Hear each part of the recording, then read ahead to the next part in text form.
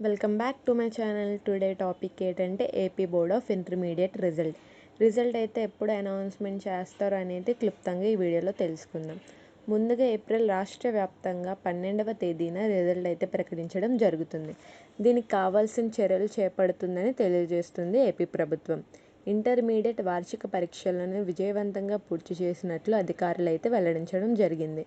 మార్చి 1 నుండి 20 వరకు జరిగిన పరీక్షల్లో కేవలం 75 మాల్ ప్రాక్టీస్ కేసులే నమోదు కాగా, ఇంత తక్కువ కేసులు ఎప్పుడూ నమోదు కాలేదని బోర్డు చరిత్రలో ఇదే తొలిసారని ఏపీ ప్రభుత్వం చెప్పింది. ఇప్పటికే వాల్యుయేషన్ ప్రారంభించిన అధికారులు ఏప్రిల్ 4 నాటికి ఈ ప్రక్రియ పూర్తి చేశారని తెలియజేసింది. ఏప్రిల్ 2వ వారంలో ఫలితాలు అయితే వెల్లడించడం జరుగుతుందని ఏపీ ప్రభుత్వం చెప్పింది. అంటే ఏప్రిల్ 12వ తేదీన రిజల్ట్ అయితే ప్రకటించడానికి సిద్ధంగా ఉందని ఏపీ ప్రభుత్వం తెలియజేస్తుంది. దీని ప్రకారంగా చూస్తే 12వ తేదీన అయితే పక్కా అనేది రిజల్ట్ అయితే ప్రకటించడం జరుగుతుంది.